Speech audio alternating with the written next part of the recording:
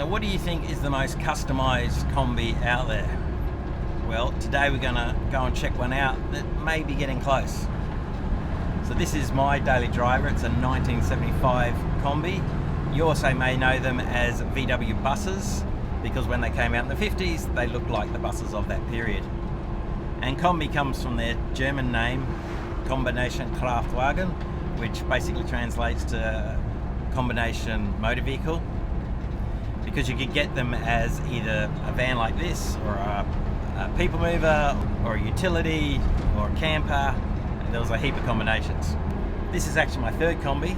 The first one I bought with a mate, and we drove it from the Northern Territory down to the east coast of Australia to go surfing when we were 17.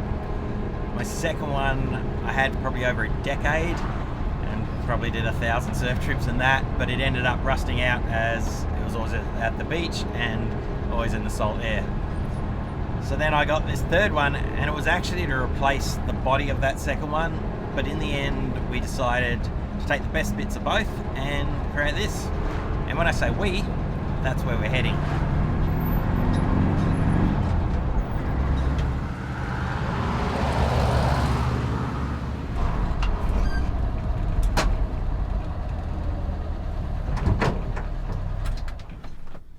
A mate of mine, Jamie, has a company called Custom Combi, and he's been helping me out with my Kombi for the last couple of decades. And I need some help putting a rear vision camera in this one, because when you're reversing and there's no side windows, you have no idea what's coming at you.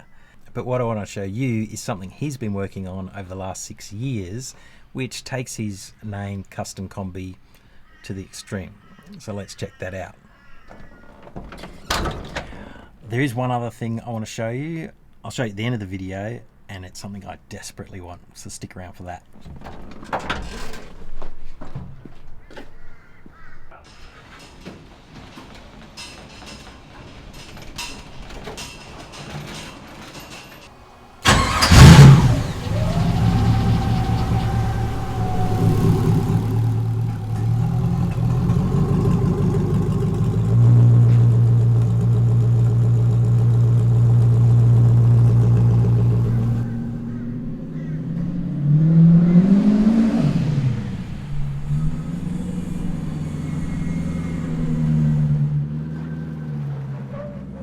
So this is the Hooligan drag bus, and this is Jamie.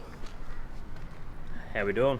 So obviously the first question is, how the hell did this thing come about? Well, being a bit of a lover of Volkswagens and a little bit of speed, I didn't think I could go fast enough in a air-cooled Volkswagen, and I wanted something a bit more reliable. I've always been a lover of V8s, and that's why I ended up going the way I went. The look of the Volkswagen, but with the powerhouse of a LS1 and automatic and a 9-inch. For me, it was a no-brainer to make this what it is today. Next question is, but I know the answer to this, how long has this taken him? How long it has taken and how long it should have taken are two different things. As it sits now, I'm sitting close to 6 years on this. It's only a part-time thing. I don't do it all the time. I fit in between two jobs and family. I'm just glad I'm getting on that pointy end now where we're almost at paint, and then once we get paint, we can start looking at tech, and then we can start looking at racing this thing finally. What is it about V-dubs? The uniqueness of these, and the attraction, I guess you'd say, for these is, in my opinion, is the relaxed atmosphere. You know, you get into a fast car, you want to go fast. You know, you get into a slow car, mentally you just slow down, you cruise. You don't have to be into anything specifically. You know, a lot of my customers have had such diversity of jobs, you know, from backpackers through to doctors. You know, you always get the fingers peace way, not that way. You know, you might get a few of those going slow, but no one cares. It's almost an unwritten rule that's a culture that's not written down. You don't have to be passionate about cars. You can just be someone that likes and appreciates the lifestyle you can get out of the car. Going away on weekends, camping in the back, just enjoying life and doing it slow. You know, take away the fast pace of life and business and stress and get in your Volkswagen and go for a cruise. This car would be the absolute opposite of that. 100%, 100%. And I like to be a little bit different, and that's what this is. This is the look of going for a cruise, maybe, but with the turbo hanging out, not so much. But it's all about having fun in what you've got. It's like a piece of Lego. This is basically, I guess you'd want to call it in a drag car, a cockpit, you know, where to hang on. I've done a little bit of drag racing in the past, nothing too quick. This will actually be the quickest car I've driven, definitely the quickest car I've ever built. I actually found it really comfortable to race like as in a left-hand drive car, hence why the shifter for the gears in the automatic transmission is on my right side. So it's like basically driving a left-hand drive car. Clearly you can see it's a center steer car. By the time these have wheel arches on them and the rest of the panel work's done, you basically got to slide in and out over the wheel arches to get into the car. The steering wheel's been made so it's a quicker release. The dash there is actually just a tablet to Bluetooth to the ECU, and then up above me is all my controls and switches and panels to run the rest of the car. Still got to put harness in, still got a little bit more work, but we're getting there. It's almost finished. There's one more question. Who's going to be driving this? Because I think there's more than one. It was originally just going to be one driver, but my daughter, we're actually doing this together now. She was about 13, I think, and she's like, "Oh, Dad, can I drive this?" And I was just like, "You serious?" I thought, okay. So then I started sizing my daughter up, making sure she could fit in the seat. I had to re-engineer the brake pedal, the accelerator pedal. So they're adjustable now. Between my daughter and I, we do so much together with our cars. During the build, she's been in helping me. When we made the chassis jig, she was there. After I finished the roll cage, she was there cutting it off. So I've had her input, asked her questions, and definitely had her help. To me now, this is our car. There's 3 tunes on the car.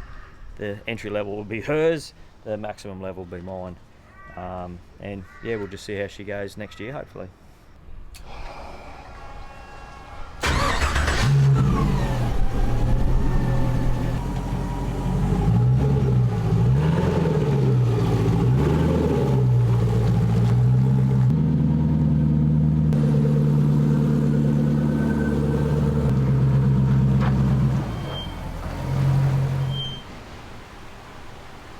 So as you can see, it is a little more customized than mine.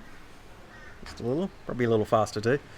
But once it's done and painted, we'll come back and have another look and maybe go out on a drag strip and see how fast it actually goes. So there is that other thing I wanted to show you that I desperately want. Let's go have a look. So as I said, mine's a 1975 Kombi and it's a PMG, which is the Postmaster General, which was basically the mail service. What he has here is a 1960s Postmaster General.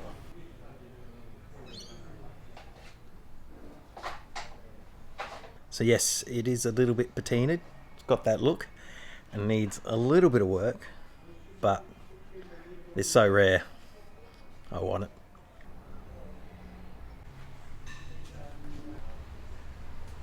This bus in particular, being the last of the 67s, they don't know the full story, but they had 3 vent combinations. Normally they're either one big one or 2 symmetricals. These aren't symmetrical and there's a 3rd one. This one is actually factory blocked off, so it actually doesn't do anything.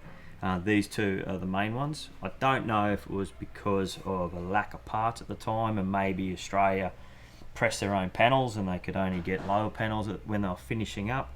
A couple of other things unique to this is these doorposts. You'll only find them pretty much on PMG buses. The reason for that is when the doors open, the little spring toggle comes out and the little rubber grommet there clips on it and it holds the doors open, front and rear of the cargo doors on the side.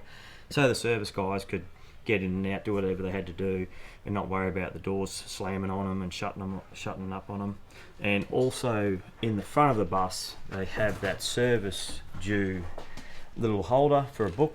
That's not so much for the service of the vehicle but the service of the post office boxes that they had to go service. So they're rare in themselves even to still have them attached. Most people throw them out, but this one's still got a lot of the original components from back being a PMG bus.